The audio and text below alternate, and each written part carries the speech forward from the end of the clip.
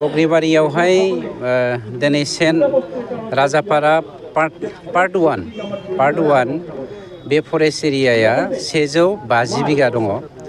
बेवहाय बे हाग्राया 150 बिगाया साल दंफांजों बुंफबजोबनाय।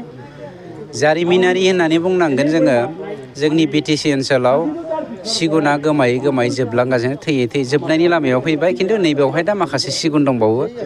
बेखौ संरैखा खालामनायनि थाखाय बे ओनसोलनि मानसिफ्रा जोंनि सरकारनिसिम सानसेखालि चिफ सार्जन आंजों फैनायाव बे ओनसोलनि बे हालामनि मानसिफ्रा खावलायनाय बायदि जोङो बिथांमोननि खावलायनायखौ रैखा खालामनायनि थांखिजोंबा जों बेखौ संरैखा खालामनायनि थांखिजों गभर्नमेन्ट अफ इन्डियानिसिम जोङो आपिल खालामदोंमोन। गभर्नमेन्ट अफ इन्डिया दा बेखौ संरैखा खालामनायनि एसे फान्ड हरदों। बेखौ गायसननायनि दिनै सान।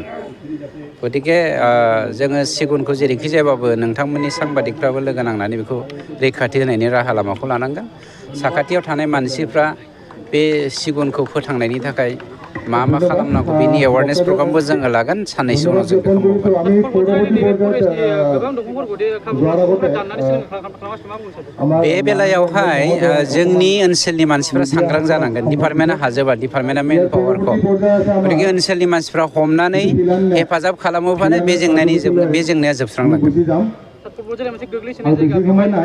पर्बत जराया गोग्लैसोनाय हालाम बेखौ बयबो मिथिखागौ। दाखालि सोरबा सासे इउटिउबारा गभर्नमेन्टखौ इनडाइरेक्टलि बुंदों जे बे ओनसोलखौ डेभेलपमेन्ट खालामाखै होननानै।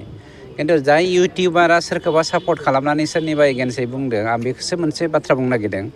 लास्ट 17 इयार्सआव हाग्रामाया बे ओनसोलनिफ्रायनो सासे आइजोखौ हाबा खालामदों।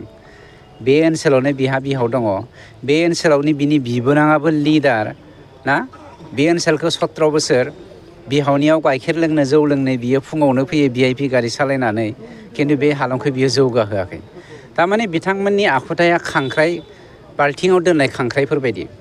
BPFफ्रा माने 99.99 लिडारानो बाल्थिंनि खांख्राइ।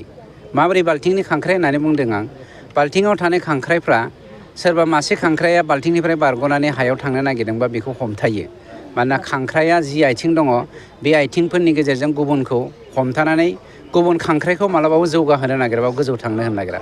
BPFनि आखुथाया बिदिखायनो लास्ट 17 इयार्सआव पर्बत जराया गावनि बिहावनि एरियाखौनो डेभेलप खालामाखैमोन।